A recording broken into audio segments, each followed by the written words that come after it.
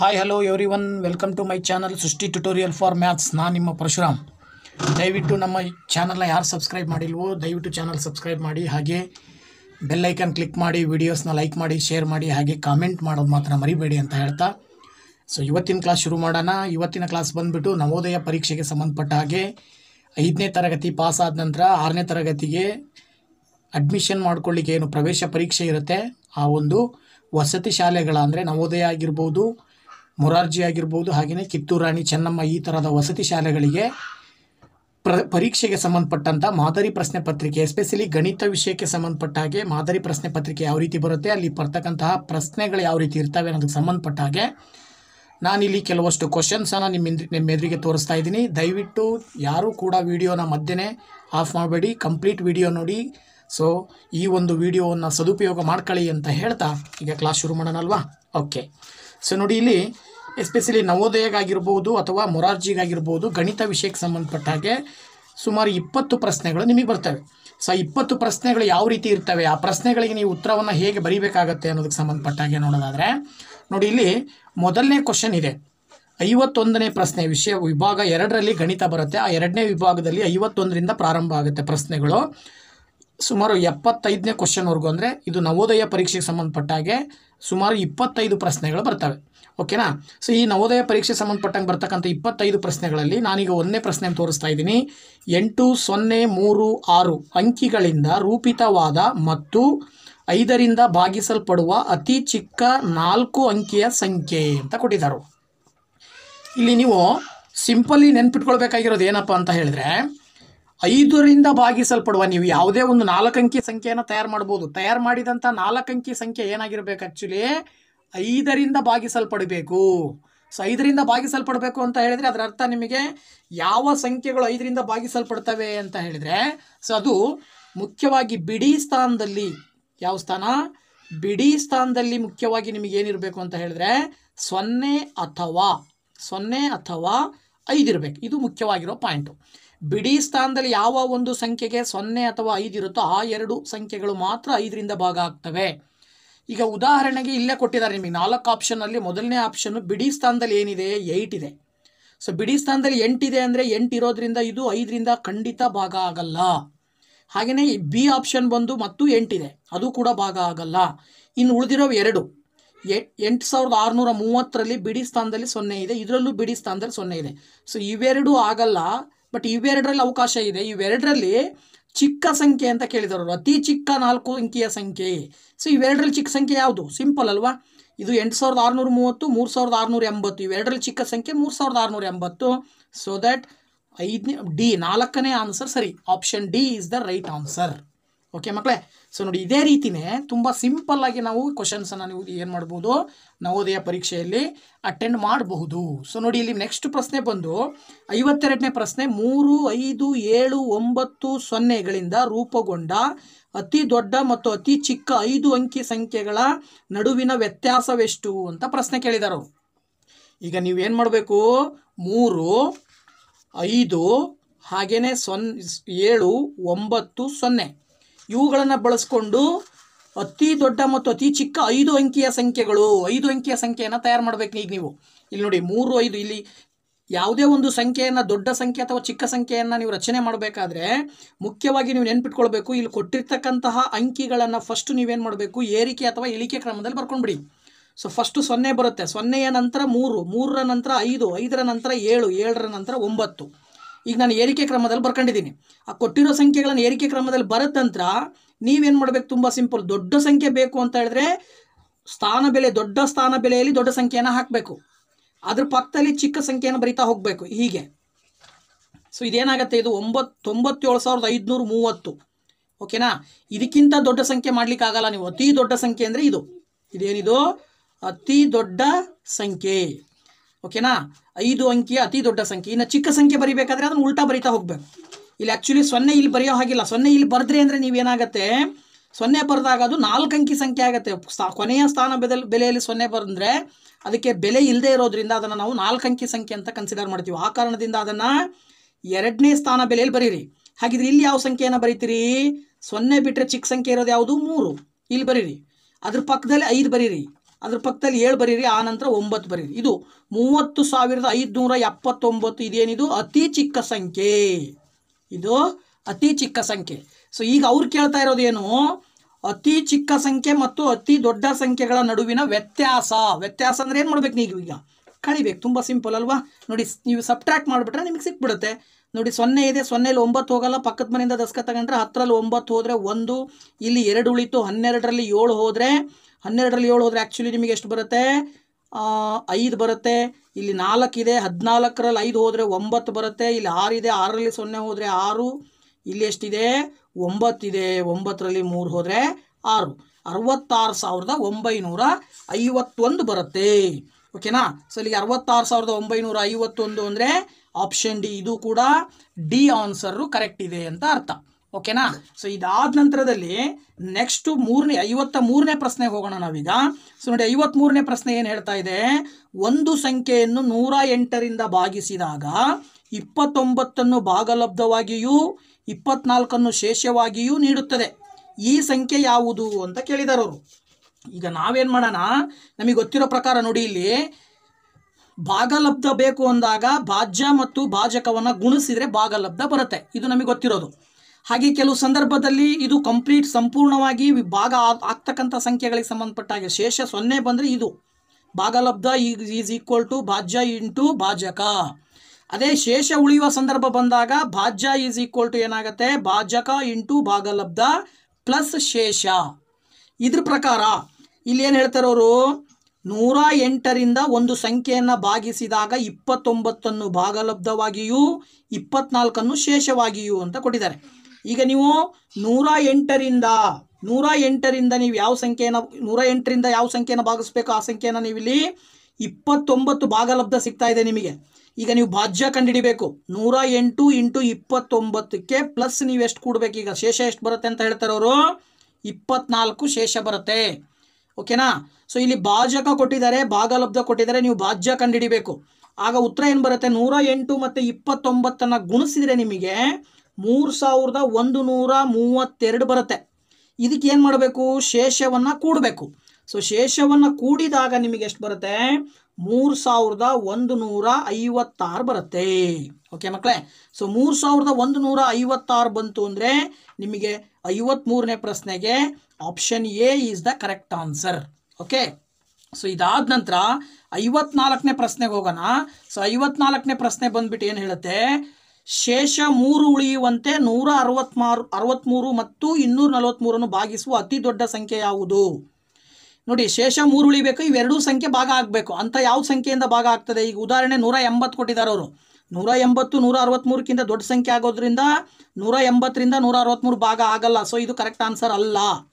ಹಾಗೇನೆ ಇಲ್ಲಿ 406 ಕೊಟ್ಟಿದ್ದಾರೆ, ಇದು ದೊಡ್ಡ ಸಂಖ್ಯೆ. ಇದು 403, ಇವೆರಡಕ್ಕಿಂತನೂ ದೊಡ್ಡ ಸಂಖ್ಯೆಗಳು ಇವು 3 ಅಲ್ಲ ಅಂದಾಗ 80 ಭಾಗ ಆಗತ್ತೆ ತಾನೆ. ಸೊ 80 ಸರಿಯಾದ ಉತ್ತರ.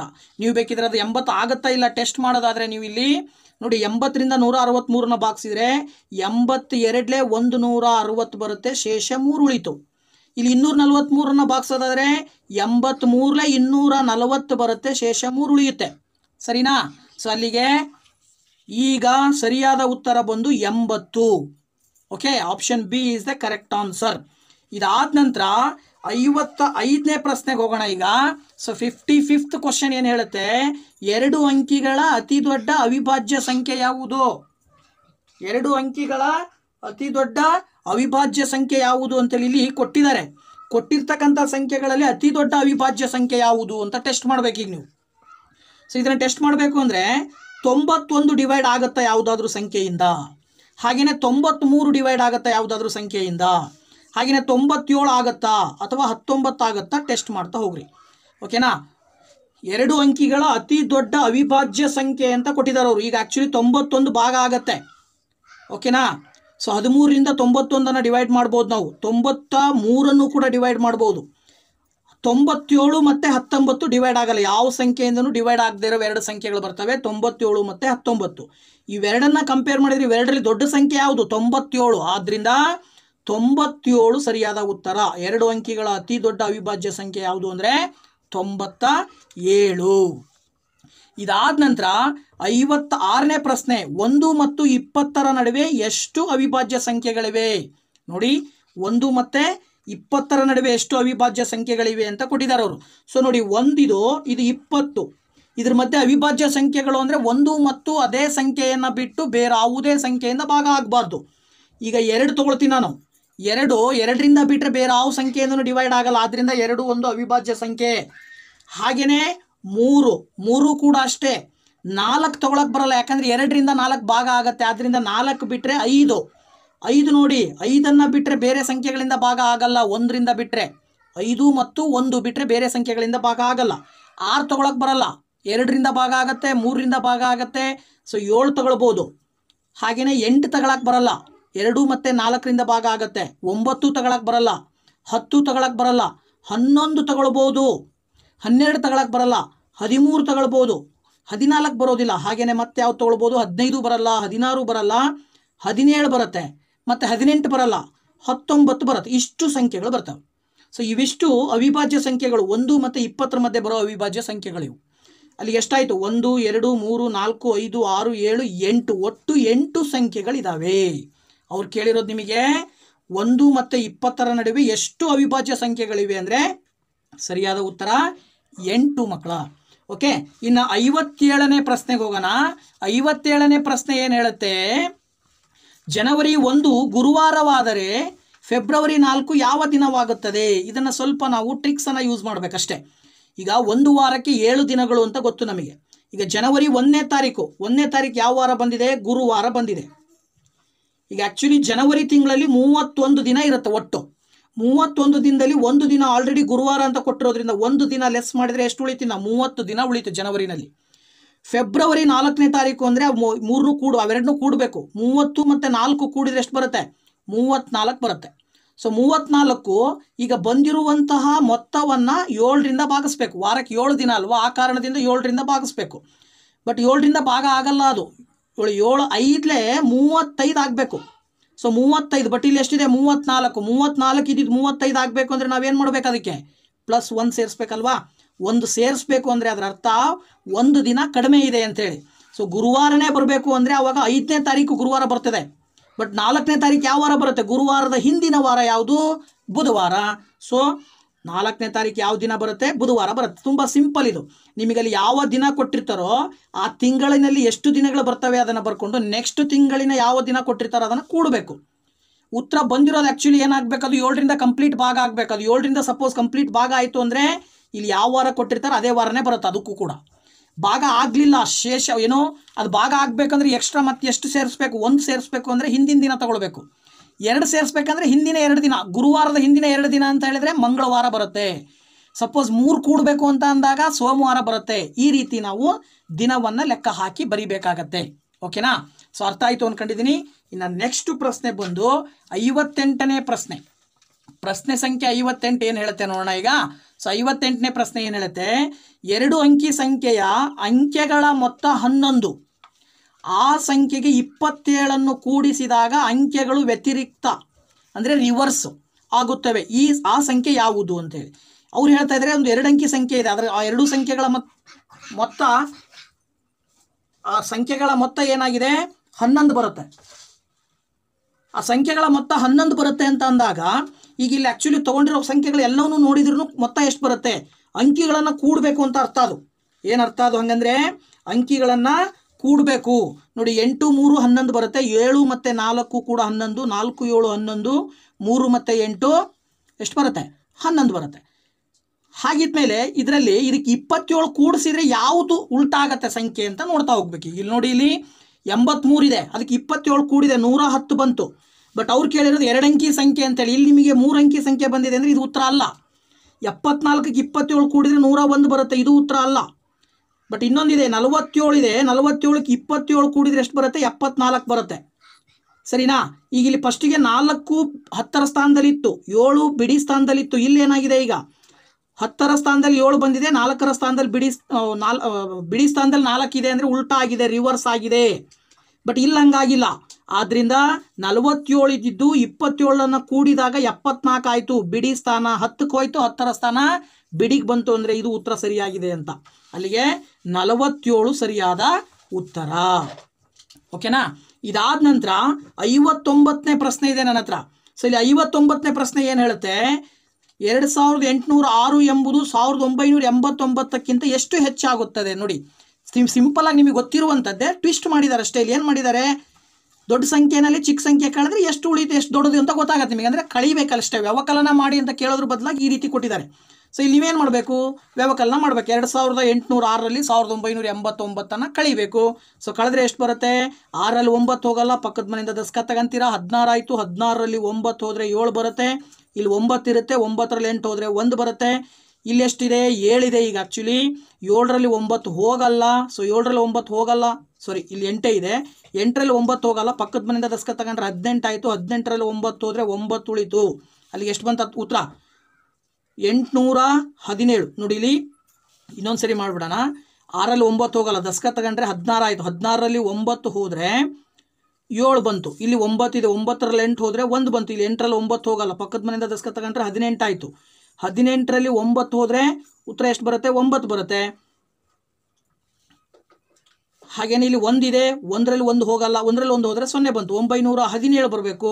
ಸೊ 917, ಇಲ್ಲಿ 817 ಕೊಟ್ಟಿದ್ದಾರೆ. ಸೊ ಆ್ಯಕ್ಚುಲಿ ಇದು 917 ಆಗಬೇಕು. 917 ಸರಿಯಾದ ಉತ್ತರ.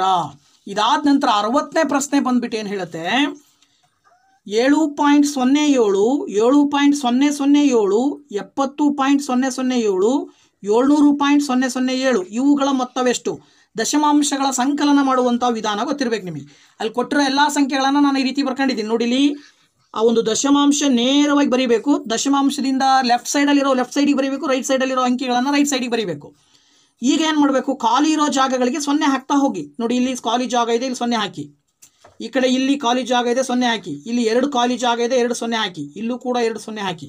ಈಗ ಏನು ಮಾಡ್ತಾ ಹೋಗ್ರಿ, ಕೂಡ್ತಾ ಹೋಗ್ಬೇಕು ಅಷ್ಟೇ. ನೀವು ಒಟ್ಟು ಮೊತ್ತ ಕೇಳಿರೋದ್ರಿಂದ ಆ್ಯಡ್ ಮಾಡಬೇಕು. ಸೊ ನೋಡಿ 7 7 14, 7 21, ದಸ್ಕ 2 ಉಳಿತು. 7 2 9, ಇಲ್ಲಿ 0 ಉಳಿತು.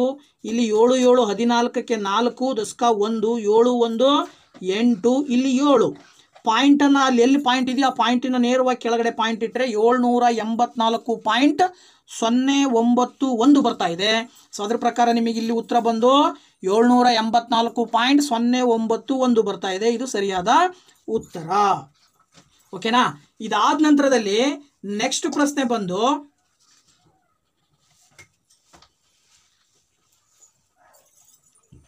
ಓಕೆ. ಸೊ ನೋಡಿ ಇಲ್ಲಿ ಏನಾಗುತ್ತೆ, 60ನೇ ಇದು ಸರಿ ಇದೆ, ಇದು ಕರೆಕ್ಟ್ ಇದೆ ನೋಡ್ರಿ. ಇದು 6ರಲ್ಲಿ 9 ಹೋಗಲ್ಲ, 16ರಲ್ಲಿ 817 ಬರುತ್ತೆ. ಸೊ 817 ಸರಿಯಾದ ಉತ್ತರ. ಮೇಲ್ಗಡೆದ 59ನೇದು. ಅದಾದ ನಂತರ 60 ಕ್ಲಿಯರ್ ಆಯಿತು. ನೆಕ್ಸ್ಟ್ ಎಲ್ಲಿಗೆ ಹೋಗೋಣ, ಈಗ 61 61ನೇ ಪ್ರಶ್ನೆಗೆ ಹೋಗೋಣ. ಸೊ 61ನೇ ಪ್ರಶ್ನೆ ಏನು ಹೇಳುತ್ತೆ, 20.2 ಮೈನಸ್ 2 ಪ್ಲಸ್ 0.002 ಇದರ ಬೆಲೆ ಎಷ್ಟು ಅಂತ. ನೀವು ನೋಡಿ ಫಸ್ಟ್ ಏನು ಮಾಡಬೇಕು, ಇದರಲ್ಲಿ ಇದನ್ನು ಕಳ್ಕೊಳ್ಳಿ, ಬಂದಿರೋ ಉತ್ತರನ ಇದಕ್ಕೆ ಆ್ಯಡ್ ಮಾಡಿದರೆ ಮುಗೀತು. ನೋಡಿ ನಾನೇನು ಮಾಡ್ತಾ ಇದ್ದೀನಿ, ಇಲ್ಲಿ 20.2ರಲ್ಲಿ 2 ಕಳೀತಾ ಇದ್ದೀನಿ, ಅಂದರೆ 2.0 ಅಂತ ಬರ್ಕೊಳ್ಬೇಕು ಅದನ್ನು. ಅಲ್ಲಿ 2ರಲ್ಲಿ 0 ಹೋದರೆ 2 ಉಳಿಯುತ್ತೆ, 0ರಲ್ಲಿ 2 ಹೋಗಲ್ಲ, 10ರಲ್ಲಿ 2 ಹೋದರೆ 8 ಬಂತು, ಪಕ್ಕದಲ್ಲಿ 1 ಉಳಿತು, 18.2 ಆಯಿತು. ಈ 18.2ಕ್ಕೆ ನೀವೇನು ಮಾಡಬೇಕು, ಈಗ 0.002 ಕೂಡಬೇಕು. ಈಗ ಏನಾಗುತ್ತೆ, ಇದು ಇಲ್ಲಿ ಖಾಲಿ ಇರೋ ಜಾಗಗಳಿಗೆ 0 ತುಂಬ್ಕೊಂಡ್ರೆ ಈಗ ಕೂಡಬೇಕಲ್ವಾ, 2 0 2 8 1 ಎಷ್ಟು ಬಂತು ಉತ್ತರ, 18.202 ಬಂತು. ಸೊ 18.202 ಅಂದರೆ 61ನೇ ಪ್ರಶ್ನೆ ಸರಿಯಾದ ಉತ್ತರ ಆಗಿರುತ್ತೆ. ಇನ್ನು 62ನೇ ಪ್ರಶ್ನೆಗೆ ಹೋಗೋಣ. ಕೆಳಗಿನವುಗಳಲ್ಲಿ ಯಾವುದರ ಭಾಗಲಬ್ಧ 36 ಆಗಿದೆ? ಇವುಗಳಲ್ಲಿ ಯಾವುದಕ್ಕೆ 36 ಬರುತ್ತೆ ಅಂತ ಕೇಳಿದ್ದಾರೆ. ನೀವು ಇದನ್ನು ಆಪ್ಷನ್ ಮುಖಾಂತರನೇ ಹೋದರೆ ಇಲ್ಲಿ 0.216 ಡಿವೈಡೆಡ್ ಬೈ 0.6 ಅಂತ ಕೊಟ್ಟಿದ್ದಾರೆ. ಈ ಥರ ಕೊಟ್ಟಿದ್ದಾರೆ. ಕೊಟ್ಟಿರೋ ಸಂಖ್ಯೆಗಳಲ್ಲಿ ದಶಮಾಂಶ ಪಾಯಿಂಟ್ ಏನಿದೆ ಆ ಅಂಕಿಗಳ ಸಮ ಇರಬೇಕು. ಇಲ್ಲಿ ಎಷ್ಟು ಅಂಕಿಗಳ ನಂತರ ಪಾಯಿಂಟ್ ಇದೆಯೋ ಈ ಕಡೆನೂ ಅಷ್ಟೇ ಅಂಕಿಗಳ ನಂತರ ಪಾಯಿಂಟ್ ಇದ್ದರೆ ನಿಮಗೆ ಸರಿಯಾದ ಉತ್ತರ 36 ಬರುತ್ತೆ. ಇಲ್ಲಿ ಆ್ಯಕ್ಚುಲಿ ಪಾಯಿಂಟಿನ ನಂತರ 3 ಅಂಕಿಗಳಿದ್ದಾವೆ, ಇಲ್ಲಿ ಪಾಯಿಂಟಿನ ನಂತರ ಒಂದೇ ಅಂಕಿ ಇದೆ, ಸೊ ಇದು ಬರಲ್ಲ. ಇದು ಇಲ್ಲಿ ಪಾಯಿಂಟಿನ ನಂತರ 3 ಇದ್ದಾವೆ, ಇಲ್ಲಿ 2 ಇದ್ದಾವೆ, ಇದು ಬರಲ್ಲ. ಸೊ ಇಲ್ಲಿ ಇದಕ್ಕೆ ಪಾಯಿಂಟ್ ಇಲ್ಲೇ ಇಲ್ಲ, ಇದಕ್ಕೆ ಪಾಯಿಂಟ್ ಇದೆ, ಇದು ಬರಲ್ಲ. ಸೊ ಇದು ಬರಬಹುದು ಅಂತ ನೋಡೋಣ, ಟ್ರೈ ಮಾಡೋಣ ಬರುತ್ತಾ ಇಲ್ಲ ಅಂಥೇಳಿ. ನೋಡಿ 0.216 ಡಿವೈಡೆಡ್ ಬೈ 0.006, ಇದನ್ನು 0.216 ಡಿವೈಡೆಡ್ ಬೈ 0.006 ಅಂತ ಕೊಟ್ಟಾಗ ಇಲ್ಲಿ ದಶಮಾಂಶಗಳನ್ನು ಕ್ಯಾನ್ಸಲ್ ಮಾಡ್ಬೋದು. ನಾವು ಯಾವಾಗ ಕ್ಯಾನ್ಸಲ್ ಮಾಡ್ತೀವಿ ಅಂದರೆ ಆ ಏನು ಅಂಶ ಮತ್ತು ಛೇದ ಅಂತ ಏನು ಕರಿತೀವಿ, ಛೇದ ಮತ್ತು ಅಂಶಗಳೆರಡರಲ್ಲೂ ದಶಮಾಂಶ ಸಮ ಅಂಕಿಗಳ ನಂತರನೇ ಬಂದಿರಬೇಕು. ಅಂದರೆ ಇಲ್ಲಿ 3 ಅಂಕಿಗಳ ನಂತರ ಪಾಯಿಂಟ್ ಇದೆ ಅಂದರೆ ಇಲ್ಲೂ 3 ಅಂಕಿಗಳ ನಂತರ ಪಾಯಿಂಟ್ ಇತ್ತು ಅಂದರೆ ಆಗ ನಾವು ಅದನ್ನು ಕಂಪ್ಲೀಟ್ ಪಾಯಿಂಟನ್ನು ತೆಗೆದುಬಿಟ್ಟು ಸಂಖ್ಯೆಗಳನ್ನು ಮಾತ್ರ ಬರ್ಕೊಳ್ಬೋದು. ಇಲ್ಲಿ ಎಷ್ಟು ಬರುತ್ತೆ? 6 ಬರುತ್ತೆ. ಓಕೆನಾ? 216 ಮೇಲ್ಗಡೆ ಕೆಳಗಡೆ 6. ಈಗ 6ರಿಂದ 216 ನೀವು ಬಾಗಿಸ್ರಿ. 6 3 18 ಸರಿನಾ? 6 3 18 ಮಾಡಿದರೆ ಎಷ್ಟು ಉಳಿತು ನಿಮಗೆ? 3 ಉಳಿತು. ಇಲ್ಲಿ ಕೆಳಗಡೆ 6 ಇಳಿಸ್ಕೊಳ್ಳಿ. 6 6 36 ಸರಿ ಅಲ್ವಾ? ಸರಿ ಸಿಕ್ತಲ್ವಾ ನಿಮಗೀಗ ಉತ್ತರ 36. ಇಷ್ಟು ಸಿಂಪಲ್ ಆಗಿ ನೀವು ಆನ್ಸರ್ ಕಂಡುಹಿಡಿಬೋದು. ಸೊ ಇದು ಸರಿಯಾದ ಉತ್ತರ 62ನೇ ಪ್ರಶ್ನೆಗೆ. ಇನ್ನು 63ನೇ ಪ್ರಶ್ನೆಗೆ ಬಂದರೆ 3.5% ಭಿನ್ನಾಂಕದಲ್ಲಿ ವ್ಯಕ್ತಪಡಿಸಿರಿ. ಇಲ್ಲಿ ನೋಡಿ 3.5% ನಾವು 3.5 ಡಿವೈಡೆಡ್ ಬೈ 100 ಅಂತ ಬರ್ಕೊಂತೀವಿ. ಯಾವುದೇ ಶೇಕಡ ಸಂಖ್ಯೆ ಕೊಟ್ಟರು ಅದನ್ನು ಇದೇ ರೀತಿಯೇ ಬರ್ಕೊಳ್ಳೋದು. ಈಗ ಏನಾಗುತ್ತೆ, ಇಲ್ಲಿ ಮೇಲ್ಗಡೆ ಇರೋ ಪಾಯಿಂಟನ್ನು ಕ್ಯಾನ್ಸಲ್ ಮಾಡಬೇಕು ಅಂದರೆ ಕೆಳಗಡೆ ಒಂದು 0 ಜಾಸ್ತಿ ತೊಗೊಳ್ಬೇಕು ನಾವು. 100 ಇದ್ದಿದ್ದು 1000 ಮಾಡಿದರೆ ಇದಕ್ಕೆ ಮೇಲ್ಗಡೆ ಅಂಶದಲ್ಲಿರುವಂಥ ಪಾಯಿಂಟ್ ಕ್ಯಾನ್ಸಲ್ ಆಗುತ್ತೆ. ಅವಾಗ 35 ಡಿವೈಡೆಡ್ ಬೈ 1000 ಆಯಿತು. ಈಗ 1000ದಿಂದ ನೀವು 35 ಭಾಗಿಸ್ಬೇಕು. ಆಗ 1000ದಿಂದ 35 ಆ್ಯಕ್ಚುಲಿ ಬಾಗಿಸಿದ್ರೆ ನಿಮಗೆ ಉತ್ತರ ಎಷ್ಟು ಬರುತ್ತೆ? ಸರಿನಾ? ಇಲ್ಲಿ ನೋಡಿ 1000ದಿಂದ 35 ನೀವು ಭಾಗಿಸ್ಬೇಕು ಅಂತ ಹೇಳಿದ್ರೆ ಏನು ಮಾಡಬೇಕಾಗತ್ತೆ? 5ರಿಂದ ಬಾಗಿಸಿ ಫಸ್ಟು. 5 7 35 ಬರುತ್ತೆ. 5 2 10 200 ಬರುತ್ತೆ. 7/200. ಸೊ ನಿಮಗೆ ಉತ್ತರ ಏನು ಬಂತು? ಈಗ 7/200 ಬಂದಿದೆ. ಸೊ ಇಲ್ಲಿ 7/200 ಸರಿಯಾದ ಉತ್ತರ ಆಪ್ಷನ್ ಸಿ. ಓಕೆನಾ? ಇದಾದ ನಂತರ 64ನೇ ಪ್ರಶ್ನೆ ಇದೆ. 18 ಮತ್ತು 24ರಿಂದ ಭಾಗಿಸಲ್ಪಡುವ ಅತಿ ಚಿಕ್ಕ 3 ಅಂಕಿಯ ಸಂಖ್ಯೆ ಯಾವುದು? 18ರಿಂದ ಮತ್ತು 24ರಿಂದ ಭಾಗ ಆಗಬೇಕು, 3 ಅಂಕಿಯ ಸಂಖ್ಯೆ ಆಗಿರಬೇಕು, ಅದು ಯಾವುದು ಅಂತ ಕೇಳಿದಾರೆ ಅವರು. ಈಗ ಫಸ್ಟ್ ನೀವು 14 18 24 ಎರಡರಿಂದನೂ ಭಾಗ ಆಗೋದು ಅಂದರೆ ನೀವು ಅದಕ್ಕೆ ಏನು ತೊಗೊಳ್ಬೇಕು? ಲಾಸ ತೊಗೊಳ್ಬೇಕು. ಈಗ 2 9 18 2 1 2 2. ಈಗ ಮತ್ತೆ 2ರಿಂದ ತೊಗೊಂಡ್ರೆ 9 ಭಾಗ ಆಗಲ್ಲ. 2 6 12. ಈಗ 2 ಕೂಡ ಮತ್ತೆ 2ರಿಂದ ಭಾಗಿಸಿದ್ರೆ 2 3 6. ಈಗ 2ರಿಂದ ಇವೆರಡೂ ಸಂಖ್ಯೆ ಭಾಗ ಆಗಲ್ಲ, 3ರಿಂದ ಆಗುತ್ತೆ. 3 3 9 3 1 3. ಮತ್ತೆ 3 ತಗೊಂಡ್ರೆ 1 1 ಬಂತು.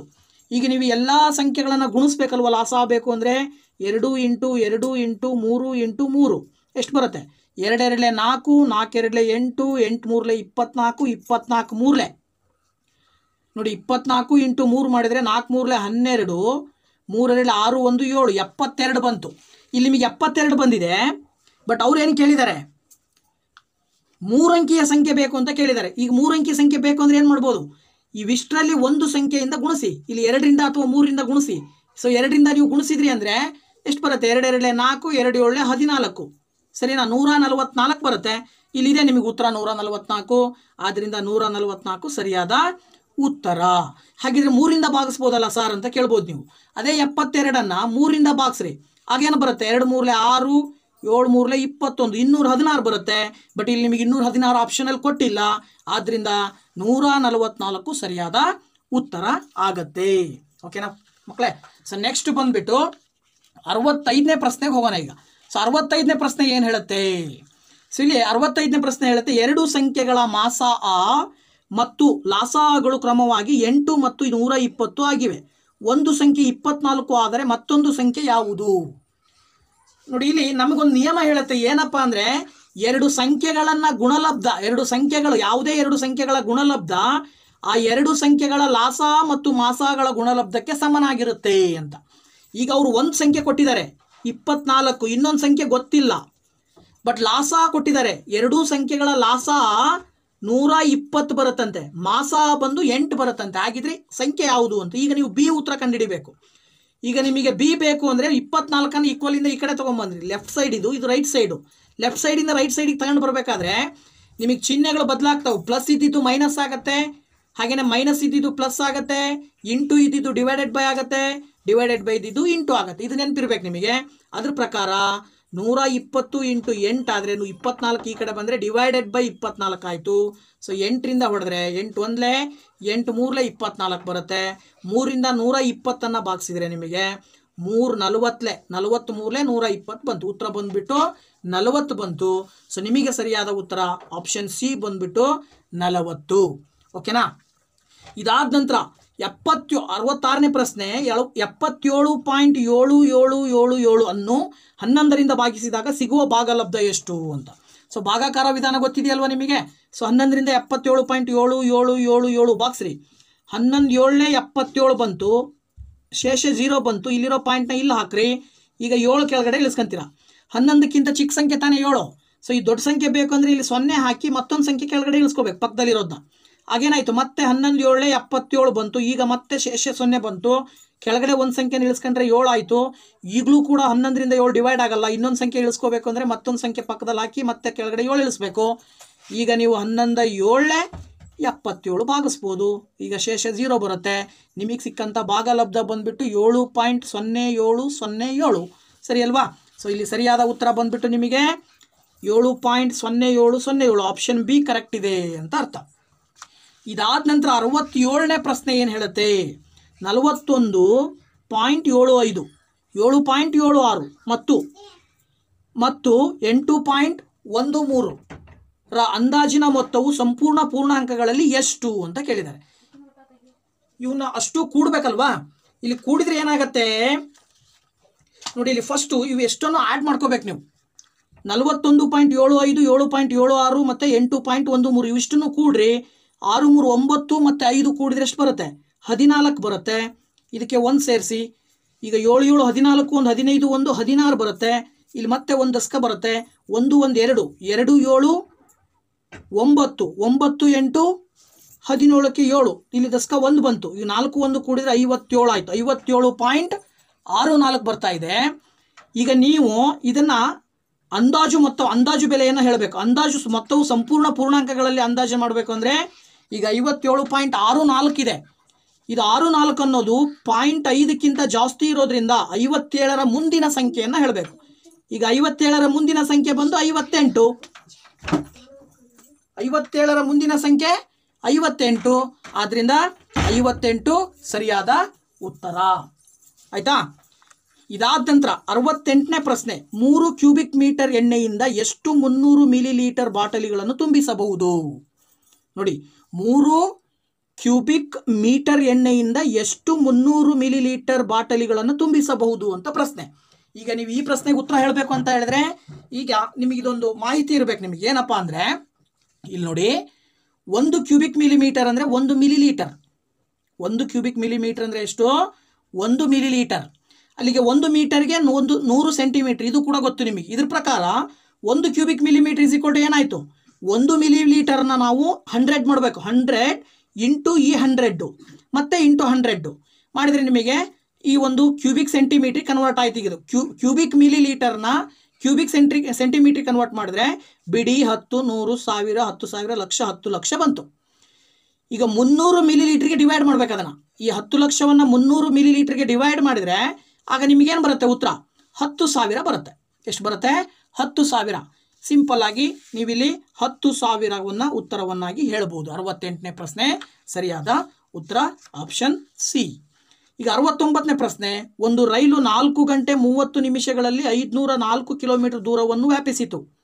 ಹಾಗಾದರೆ ಆ ರೈಲಿನ ವೇಗವೆಷ್ಟು? ನೋಡಿ, ಇಲ್ಲಿ ಒಂದು ರೈಲು 4 ಗಂಟೆ 30 ನಿಮಿಷಕ್ಕೆ 504 ಕಿಲೋಮೀಟರ್ ತಲುಪ್ತಾ ಇದೆ. ಅಲ್ಲಿಗೆ ಗಂಟೆಯನ್ನು ನೀವೇನು ಮಾಡಬೇಕು? ನಿಮಿಷಕ್ಕೆ ಬದಲಾವಣೆ ಮಾಡ್ಕೋಬೇಕು. 4 ಗಂಟೆಯನ್ನು ನಿಮಿಷಕ್ಕೆ ಬದಲಾವಣೆ ಮಾಡಬೇಕಂದ್ರೆ 1 ಗಂಟೆಗೆ 60 ನಿಮಿಷ. 4 ಗಂಟೆಗೆ 4 ಇಂಟು 60 ಆಗುತ್ತೆ. ಪ್ಲಸ್ 30 ಅದಕ್ಕೆ ಕೂಡಿಸಿದರೆ 4 ಇಂಟು 60 ಗುಣಿಸಿದರೆ 240 ಬರುತ್ತೆ. 240 ಪ್ಲಸ್ 30 270 ನಿಮಿಷ ಆಯಿತು. ಸರಿನಾ? ಸರಿ ಏನ್ರಿ? ಇದೀಗ ನೀವು 4 ಗಂಟೆ 30 ನಿಮಿಷವನ್ನು 270 ನಿಮಿಷ ನೋಡಿ. 270 ನಿಮಿಷದಲ್ಲಿ 504 ಕಿಲೋಮೀಟರ್ ಹೋಗ್ತಾ ಇದೆ ಅಂದರೆ 60 ನಿಮಿಷಕ್ಕೆ ಎಷ್ಟು ಕಿಲೋಮೀಟರ್ ಹೋಗುತ್ತೆ ಅನ್ನೋದು ಬೇಕೀಗ. ಅಂದರೆ 1 ಗಂಟೆಗೆ ಅಂತ ಕೇಳಿರೋದು ಅವ್ರ ಪ್ರಶ್ನೆ ಅಲ್ವಾ? ರೈಲಿನ ವೇಗ ಕೇಳಬೇಕು. ರೈಲಿನ ವೇಗ ಕಂಡುಹಿಡಬೇಕಂದ್ರೆ 1 ಗಂಟೆಗೆ ಅದರ ವೇಗ ಎಷ್ಟು ದೂರ ಹೋಗುತ್ತೆ. ಆಗೇನು ಮಾಡಬೇಕು? 504 ಡಿವೈಡೆಡ್ ಬೈ 270 ಇಂಟು 60ರಿಂದ ಗುಣಿಸಿದರೆ 0 0 ಕ್ಯಾನ್ಸಲ್ ಆಗುತ್ತೆ. ಈಗ ನೀವು 504 ಡಿವೈಡೆಡ್ ಬೈ 27 ಇಂಟು 6 ನೀವು ಭಾಗಿಸ್ರಿ. ಏನು ಬರುತ್ತೆ? 3 2 6 3 9 27. 9ರಿಂದ ಭಾಗಿಸಿದರೆ 9 5 45. 45 ಹೋದರೆ ಇನ್ನು ಎಷ್ಟು ಉಳಿತು? 5 ಉಳಿತು. 9 6 54. ಈಗ ನಿಮಗೆ 56 ಮತ್ತು 2 ಉಳಿತು. ಈಗ 56 ಮತ್ತು 2 ಗುಣಿಸ್ರಿ. ಎಷ್ಟು ಬರುತ್ತೆ ನಿಮಗೆ? 2 6 12ಕ್ಕೆ 2 ದಶಕ 1 2 5 10 1 11. 112 ಕಿಲೋಮೀಟರ್ ಪರ್ ಅವರ್. 1 ಗಂಟೆಗೆ ಸುಮಾರು 112 ಕಿಲೋಮೀಟರ್ನ ತಲುಪುತ್ತೆ. ಅದ್ರ ಪ್ರಕಾರ ನಿಮಗೆ ಉತ್ತರ ಬಂದ್ಬಿಟ್ಟು option B is the correct answer, 112 kilometre. ಇನ್ನು 70ನೇ ಪ್ರಶ್ನೆ ಬಂದ್ಬಿಟ್ಟು 70ನೇ ಪ್ರಶ್ನೆ ಏನು ಹೇಳುತ್ತೆ? ಒಬ್ಬನು ತನ್ನ ಒಟ್ಟು ಪ್ರಯಾಣದ 15ನೇ 2 ಭಾಗವನ್ನು ರೈಲಿನಲ್ಲಿಯೂ 9ನೇ 20 ಭಾಗವನ್ನು ಬಸ್ಸಿನಲ್ಲಿಯೂ ಮತ್ತು ಉಳಿದ 10 ಕಿಲೋಮೀಟರ್ ಅನ್ನು ಸೈಕಲಿನಲ್ಲಿಯೂ ಮಾಡುತ್ತಾನೆ. ಹಾಗಾದರೆ ಒಟ್ಟು ಪ್ರಯಾಣ ಸರಿನಾ? ಇಲ್ಲಿ ನೋಡಿ, ಏನು ಮಾಡಬೇಕು ಅಂದರೆ ನೀವು ತನ್ನ ಪ್ರಯಾಣದ ಭಾಗವನ್ನು ಒಂದು ಒಟ್ಟು ದೂರವನ್ನು ಎಕ್ಸ್ ಅಂತ ತಿಳ್ಕೊಳ್ಳಿ. ನೀವು ಅಲ್ಲಿ ಒಟ್ಟು ದೂರ ಎಕ್ಸ್ ಆದರೆ ಅವನು ಏನು ಮಾಡಿದ, 15ನೇ 2 ಭಾಗ ರೈಲ್ನಲ್ಲಿ ಬಂದ, ಅದನ್ನು ಅಲ್ಲಿ ಏನಾಯಿತು 2/15 ಇಂಟು ಎಕ್ಸ್ ಆಯಿತು, ಪ್ಲಸ್ 20ನೇ 9 ಭಾಗ ಬಸ್ಸಿನಲ್ಲಿ ಬಂದ, ಅವಾಗ 9/20 ಇಂಟು ಎಕ್ಸ್, ಪ್ಲಸ್ 10 ಕಿಲೋಮೀಟರ್. ಇದನ್ನು ಡೈರೆಕ್ಟಾಗಿ ಕೊಟ್ಟಿರೋದ್ರಿಂದ ಇಲ್ಲಿ ಎಕ್ಸ್ ಬರಲ್ಲ. 10 kilometre is equal to total ಏನು ಬರುತ್ತೆ, ಒಟ್ಟು ದೂರ ಬರುತ್ತೆ. ಇವಿಷ್ಟನ್ನು ಕೂಡಿದ್ರೆ ಅವನು ನಡೆದ ಒಟ್ಟು ದೂರ ಬರುತ್ತೆ ತಾನೆ. ಸೊ ಅದ್ರ ಪ್ರಕಾರ ನೀವೀಗ ಒಟ್ಟು ದೂರ ಕಂಡುಹಿಡಿತಾ ಇದ್ದೀರಾ. ಈಗ ನೀವೇನು ಮಾಡಬೇಕು, 15 ಮತ್ತು 20 ಕೆಲ್ಸಿಯಂ ತೊಗೊಳ್ಬೇಕು. 15, 20 ಒಂದು ಕೆಲ್ಸಿಯಂ ತಗೊಂಡ್ರೆ ಎಷ್ಟು ಬರುತ್ತೆ, 5 3 15, 5 4 20. ಈಗ ಮತ್ತೆ ನೀವೇನು ಮಾಡಬೇಕು, 3 1 4 ಹೋಗಲ್ಲ, ಮತ್ತೆ 4 1 ಅಲ್ಲಿಗೆ 5 3 15, 15 4 ಎಷ್ಟು ಬರುತ್ತೆ, 60. ಲಾಸ ಬಂದ್ಬಿಟ್ಟು ಎಷ್ಟು ಬರುತ್ತೆ, 60 ಬರುತ್ತೆ. ಲಾಸ 60 ಬಂತು ಅಂದರೆ 15 4 60 ಅಲ್ವಾ. ಇದು ಛೇದವನ್ನು 4ರಿಂದ ಗುಣಿಸಿದರೆ 60 ಬರುತ್ತೆ. ಅಲ್ಲಿಗೆ ಮೇಲ್ಗಡೆ ಇರೋ ಅಂಶವನ್ನು 4ರಿಂದ ಗುಣಿಸಿ 8x. ಇಲ್ಲಿ 20 ಇದ್ದಿದ್ದು 60 ಆಗಬೇಕು ಅಂದರೆ 20 3 60, ಮೇಲ್ಗಡೆ 9ನ್ನು 3ರಿಂದ ಗುಣಿಸಿದರೆ 9 3 27x, ಪ್ಲಸ್ 1 ಇದ್ದಿದ್ದು 60 ಆಗಬೇಕಂದ್ರೆ ಇಂಟು 60ರಿಂದ ಗುಣಿಸ್ಬೇಕು ತಾನೆ. ಸೊ ಮೇಲ್ಗಡೆ ಇರೋದನ್ನು ಕೂಡ ಇಂಟು 60ರಿಂದ ಗುಣಿಸಿದರೆ 60 10 600 ಈಕ್ವಲ್ ಟು ಎಕ್ಸ್ ಬಂತಲ್ವಾ. ಈಗ ನೀವು ಈ 60ನ್ನು ಈ ಕಡೆ ಕಳಿಸಿ, ಆಗೇನು ಬರುತ್ತೆ, 27 ಮತ್ತು 8 ಕೂಡಿದರೆ ನಿಮಗೆ 35x ಆಯ್ತಿದು, ಪ್ಲಸ್ 600 ಈಸ್ ಈಕ್ವಲ್ ಟು ಇದು 60 ಈ ಕಡೆ ಬಂದರೆ 60 ಮತ್ತು ಎಕ್ಸ್ನ ಮಧ್ಯೆ ಇಂಟು ಇರೋದ್ರಿಂದ 60x ಆಗುತ್ತೆ. ಈಗ ಏನು ಮಾಡಿ ನೀವು 35x ಈ ಕಡೆ ಕಳಿಸಿ, ಅಲ್ಲಿಗೆ 600 ಈಕ್ವಲ್ ಟು 60x. ಇದು ಪ್ಲಸ್ ಇದು ಈ ಕಡೆ ಬಂದಾಗ ಮೈನಸ್ 35x ಆಗುತ್ತೆ. ಈಗ ನೀವು 600 ಈಕ್ವಲ್ ಟು 60ರಲ್ಲಿ 35 ಕಳೆದ್ರೆ ಎಷ್ಟು ಬರುತ್ತೆ, 25 ಬರುತ್ತಲ್ವಾ, 25x. ಈಗ ನೀವೇನು ಮಾಡಬೇಕು, ಎಕ್ಸ್ ಬೇಕು ಅಂತ ಹೇಳಿದ್ರೆ ನೋಡಿ, ಇಲ್ಲಿ ಎಕ್ಸ್ ಬೇಕು ಅಂದರೆ ಈ 25ನ್ನು ಈ ಕಡೆ ತೊಗೊಂಬನ್ನಿ. ಅವಾಗ 600ರ ಕೆಳಗಡೆ 25, ಇದರ ಅರ್ಥ 25ರಿಂದ 600ನ್ನು ಭಾಗಿಸ್ಬೇಕು. ಸೊ 25ರಿಂದ 600ನ್ನು ಭಾಗಿಸಿದ್ರೆ ನಿಮಗೇನು ಬರುತ್ತೆ, ಎಕ್ಸ್ ಈಸ್ ಈಕ್ವಲ್ ಟು 25 2 50, 10 ಉಳಿತು 100 ಆಯಿತು, 25 4 100. ಅಲ್ಲಿಗೆ x is equal to 24 kilometre. ಅವನು ಒಟ್ಟು ಪ್ರಯಾಣ ಮಾಡಿದ್ದು ಸುಮಾರು 24 ಕಿಲೋಮೀಟರ್. ಅಲ್ಲಿಗೆ ಸರಿಯಾದ ಉತ್ತರ 24 kilometre. Option D correct answer. ಇದಾದ ನಂತರ 71ನೇ ಪ್ರಶ್ನೆ ಹೇಳುತ್ತೆ, 1200 ರೂಗಳನ್ನು ಶೇಕಡ 8 ಸರಳ ಬಡ್ಡಿಯ ದರದಲ್ಲಿ 8 ತಿಂಗಳುಗಳ ಅವಧಿಗೆ ಸಾಲವಾಗಿ ತೆಗೆದುಕೊಳ್ಳಲಾಯಿತು. ಸಾಲವನ್ನು ತೀರಿಸಲು ಎಷ್ಟು ಹಣ ಬೇಕಾಗುತ್ತದೆ? ಇಲ್ಲಿ ಬಡ್ಡಿ ಕಂಡುಹಿಡ್ಕೊಳ್ಬೇಕು. ಫಸ್ಟು ಬಡ್ಡಿ ಮತ್ತು ಅಸಲು. ಅವನು 1200 ರೂಪಾಯಿ ತಗೊಂಡಿದ್ದಾನೆ, ಶೇಕಡ 8 ರೂಪಾಯಿದಂತೆ ಬಡ್ಡಿ ಅವನಿಗೆ, ಸರಳ ಬಡ್ಡಿ. ಶೇಕಡ 8 ಅಂದರೆ 100ಕ್ಕೆ 8 ರೂಪಾಯಿ ಬಡ್ಡಿ. ಎಷ್ಟು, 8 ತಿಂಗಳುಗಳ ಅವಧಿಗೆ ತಗೊಂಡಿದ್ದಾನೆ. ಸೊ ಅವನಿಗೆ ಎಷ್ಟು ಬಡ್ಡಿ ಬರುತ್ತೆ, ಆ ಬಡ್ಡಿನೂ ಅಸಲನ್ನು ಸೇರಿ ಹೇಳಬೇಕು. ಅದಕ್ಕೆ ನಿಮಗೆ ಫಾರ್ಮುಲಾ ಗೊತ್ತಿರಬೇಕು. ನಿಮಗೆ ಸೂತ್ರ ಬಂದುಬಿಟ್ಟು I equal to PTR/100. P ಅಂದರೆ ಅಸಲು, ಟಿ ಅಂದರೆ ಅವಧಿ, ಆರ್ ಅಂದರೆ ರೇಟ್ ಆಫ್ ಇಂಟ್ರೆಸ್ಟ್ ಅಂದರೆ ಸರಳ ಬಡ್ಡಿಯ ದರ. ಈಗ ಫಸ್ಟ್ ಬಡ್ಡಿ ಕಂಡುಹಿಡ್ಕೊಳ್ಬೇಕಂದ್ರೆ ಅಸಲು ಎಷ್ಟು, 1200 ರೂಪಾಯಿ, ಅವಧಿ ಎಷ್ಟು 8 ತಿಂಗಳು, ಡಿವೈಡೆಡ್ ಬೈ 12 ಅಂತ ತೊಗೊಳ್ಬೇಕು. ಅದನ್ನು ಇಂಟು ರೇಟ್ ಆಫ್ ಇಂಟ್ರೆಸ್ಟು ಅಂದರೆ ಬಡ್ಡಿಯ ದರ ಬಂದುಬಿಟ್ಟು 8, ಇದಿಷ್ಟಕ್ಕೂ ಡಿವೈಡ್ ಇಂಟು 100 ಮಾಡಬೇಕು. ಸರಿನಾ? ಈಗ ನೀವು ಸಿಂಪ್ಲಿಫೈ ಮಾಡಬೇಕು. 0 0 0 0 ಕ್ಯಾನ್ಸಲ್ಲು, 12 12 ಕ್ಯಾನ್ಸಲ್ಲು, ಬಡ್ಡಿ ಬಂದು ಅವನಿಗೆ 8 8 64 ರೂಪಾಯಿ ಬಡ್ಡಿ. ಎಷ್ಟು ಬಡ್ಡಿ ಬಂತು ಅವನಿಗೀಗ, 64 ರೂಪಾಯಿ ಬಡ್ಡಿ ಬಂತು. ಸೊ ಅವ್ನು ತಗೊಂಡಿದ್ದ ಅಸಲಿ ಎಷ್ಟು, 1200 ರೂಪಾಯಿ. ಆ 1200 ರೂಪಾಯಿಗೆ 64 ರೂಪಾಯಿ ಸೇರಿಸ್ಕೊಡ್ಬೇಕಲ್ವ ಅವನು. ಅಲ್ಲಿಗೆ ಟೋಟಲ್ ಎಷ್ಟಾಗತ್ತೆ, 1264 ರೂಪಾಯಿಯನ್ನು ಅವನು ಕೊಡಬೇಕಾಗತ್ತೆ. ಸೊ ಅದರ ಅರ್ಥ ಇಲ್ಲಿ ಅವ್ನು ಕೊಡಬೇಕಾಗಿರುವ ಒಟ್ಟು ಹಣ 1264. ಆಪ್ಷನ್ ಬಿ ಸರಿಯಾದ ಉತ್ತರ ಆಗತ್ತೆ. ಇದಾದ ನಂತರ 72ನೇ ಪ್ರಶ್ನೆ ಬಂದ್ಬಿಟ್ಟು, 72ನೇ ಪ್ರಶ್ನೆ ಹೇಳುತ್ತೆ, 1 ಲೀಟರ್ ತುಪ್ಪದ ತೂಕವು 930 ಗ್ರಾಮ್ ಆಗಿದೆ. ತುಪ್ಪದ ಬೆಲೆಯು 1 ಕಿಲೋಗೆ ರು 200 ಆದರೆ 5 ಲೀಟರ್ ತುಪ್ಪದ ಬೆಲೆ ಎಷ್ಟು? ನೋಡಿ, ಈಗ ನಿಮಗಿದು ಗೊತ್ತಿರಬೇಕು. 1 ಕೆ ಜಿಗೆ ಎಷ್ಟು ಗ್ರಾಮು, 1000 ಗ್ರಾಮ್. ಇದು ನಿಮಗೆ ನೆನಪಿರ್ಬೇಕು. ಫಸ್ಟು 1 ಲೀಟರ್ ತುಪ್ಪ 930 ಗ್ರಾಮ್ ತೂಗುತ್ತೆ. ಅಲ್ಲಿಗೆ 5 ಲೀಟರ್ ತುಪ್ಪ ಎಷ್ಟು ತೂಗುತ್ತೆ, ಅಲ್ಲಿ ಏನು ಮಾಡಬೇಕು, 930ನ್ನು 5ರಿಂದ ಗುಣಿಸ್ಬೇಕು. 5 0 0, 5 3 15, 5 10 1, 5 9 45 1 46, 4650 ಗ್ರಾಮ್ ಆಯಿತು 5 ಲೀಟರ್ ತುಪ್ಪಕ್ಕೆ. ಅಲ್ಲಿಗೆ 1000 ಗ್ರಾಮ್ಗೆ 200 ರೂಪಾಯಿ ಆಯಿತು. ಅವರೇ ಹೇಳಿದ್ದಾರೆ 1 ಲೀಟರ್ ತುಪ್ಪಕ್ಕೆ 200 ರೂಪಾಯಿ. ಅಲ್ಲಿಗೆ 4650 ಗ್ರಾಮಿಗೆ ಎಷ್ಟಾಗತ್ತೆ, ನೋಡಿ 1000 ಗ್ರಾಮ್ಗೆ 200 ರೂಪಾಯಿ ಆದರೆ 4650 ಗ್ರಾಮ್ಗೆ ಎಷ್ಟಾಗುತ್ತೆ? ಇದನ್ನು ಬಂದಿರೋ ಉತ್ತರವನ್ನು ಇಲ್ಲಿ ಇಂಟು ಮಾಡಬೇಕು. 0 0 0 0 ಈ 0 ಈ 0 ಕ್ಯಾನ್ಸಲ್.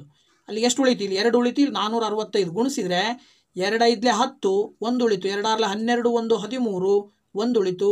2 4 16 1 17 1730 ರೂಪಾಯಿ ಆಗತ್ತೆ. ಎಷ್ಟಕ್ಕಿದು? 5 ಲೀಟರ್ ತುಪ್ಪಕ್ಕೆ ಅವನಿಗೆ ಸಿಗ್ತಕ್ಕಂಥ ಹಣ ಎಷ್ಟು? ಕ್ಷಮಿಸಿ, ಇಲ್ಲಿ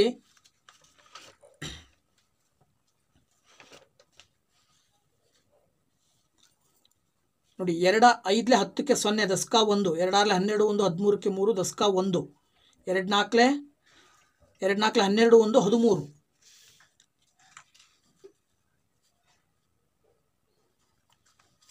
ಇದು 930 ಬರುತ್ತೆ. ಎಷ್ಟು ಬರುತ್ತೆ? 930 ಬರುತ್ತೆ. ಸೊ 930 ರೂಪಾಯಿ ಅಂದರೆ 5 ಲೀಟರ್ ತುಪ್ಪಕ್ಕೆ ಅವನು ಕೊಡ್ತಕ್ಕಂಥ ಹಣ ಎಷ್ಟು? 930. ಇದಾದ ನಂತರ ನೆಕ್ಸ್ಟ್ ಪ್ರಶ್ನೆ ಬಂದು 73ನೇ ಪ್ರಶ್ನೆ ಹೇಳುತ್ತೆ, ಸಕ್ಕರೆಯ ಬೆಲೆಯು 1 ಕಿಲೋಗೆ 20 ರೂದಿಂದ 23ಕ್ಕೆ ಏರಿದೆ. ಏರಿದ ಬೆಲೆಯ ಶೇಕಡಾವಾರು ಎಷ್ಟು? ನೋಡಿ ಇಲ್ಲಿ ಫಸ್ಟಿಗೆ 20 ರೂಪಾಯಿ ಇದ್ದಿದ್ದು 23 ರೂಪಾಯಿ ಏರಿದೆ. 20 ರೂಪಾಯಿಗೆ ಏರಿಕೆಯಾದ ಬೆಲೆ 3 ರೂಪಾಯಿ. ಅದರರ್ಥ 20 ರೂಪಾಯಿಗೆ 3 ರೂಪಾಯಿ ಏರಿದರೆ ಇಂಟು 100 ರೂಪಾಯಿಗೆ ಎಷ್ಟು ಇರುತ್ತೆ? ಈಗ 0 0 ಕ್ಯಾನ್ಸಲ್ ಆಗುತ್ತೆ. 2ರಿಂದ 10 ಭಾಗಿಸಿದ್ರೆ 5 ಬರುತ್ತೆ. 3 ಮತ್ತು 5 ಗುಣಿಸಿದರೆ 15 ಬಂತು. ಸರಿನಾ? ಅಲ್ಲಿಗೆ 100 ರೂಪಾಯಿಗೆ 15 ರೂಪಾಯಿ ಏರಿಕೆ ಆಗಿದೆ ಅಂತ ಅರ್ಥ. ಅದರರ್ಥ ಏನು? 15% ಅಂತ ಬಂದಿದೆ. ಇದು ಸರಿಯಾದ ಉತ್ತರ. ಇನ್ನು 74ನೇ ಪ್ರಶ್ನೆ, ಕೆಳಗೆ ನೀಡಿದ ನಮೂನೆಯನ್ನು ಅಧ್ಯಯನ ಮಾಡಿ. ಉತ್ತರ ಹೇಳಬೇಕು ನೀವು. ಈಗ 2 × 2 -1 × 1 = 2 + 1 3 ಅಂತ ಕೊಟ್ಟಿದ್ದಾರೆ. 3 × 3 -2 × 2 ಅಂದರೆ 3 + 2 5. 4 × 4 -3 × 3 4 + 3 7. ಹಾಗೆ 5 × 5 - 4 × 4 5 + 4 9. ಇದೇ ರೀತಿಯೇ ಕೊನೆ ಕೊಟ್ಟಿದ್ದಾರೆ 73 × 73 -72 × 72. ಇದರ ಬೆಲೆ ಎಷ್ಟು?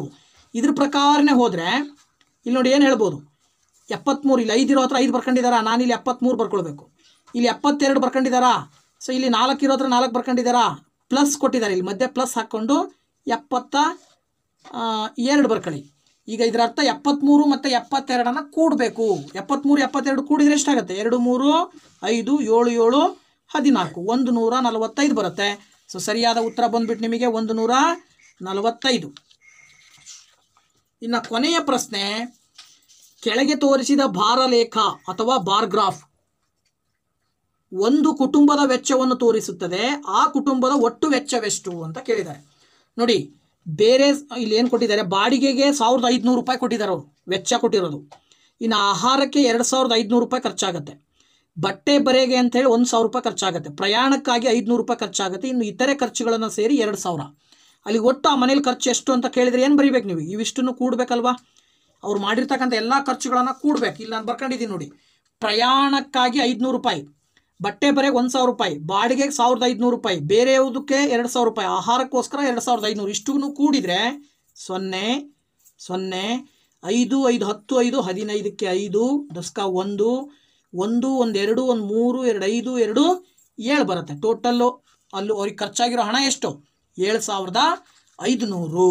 ಸೊ 7500 ಸರಿಯಾದ ಉತ್ತರ. ಓಕೆನಾ? ಸೊ ಇಲ್ಲಿವರೆಗೂ ನಾವು ಸುಮಾರು 25 ಪ್ರಶ್ನೆಗಳನ್ನು ಇಲ್ಲಿ ಸಾಲ್ವ್ ಮಾಡಿದ್ದೀವಿ.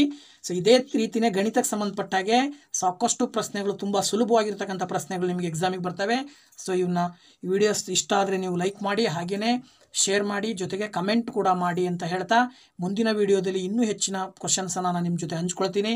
ಸೊ ದಯವಿಟ್ಟು ನಮ್ಮ ಚಾನಲ್ ಸಬ್ಸ್ಕ್ರೈಬ್ ಮಾಡದೇ ಇದ್ದರೆ ಚಾನಲ್ ಸಬ್ಸ್ಕ್ರೈಬ್ ಮಾಡಿ, ವಿಡಿಯೋಸ್ನ ಲೈಕ್ ಮಾಡಿ, ಶೇರ್ ಮಾಡಿ ಅಂತ ಹೇಳ್ತಾ, ಎಲ್ರಿಗೂ ಕೂಡ ಎಕ್ಸಾಮ್ಗೆ ಆಲ್ ದಿ ಬೆಸ್ಟ್. ಚೆನ್ನಾಗಿ ಬರೀರಿ, ಎಲ್ಲ ಕ್ವಶನ್ಸ್ನ ಅಟೆಂಡ್ ಮಾಡಿ ಅಂತ ಹೇಳ್ತಾ ಥ್ಯಾಂಕ್ ಯು ವೆರಿ ಮಚ್. ಮತ್ತೆ ನಿಮ್ಮ ಭೇಟಿ ಮುಂದಿನ ವಿಡಿಯೋದಲ್ಲಿ. ಓಕೆ.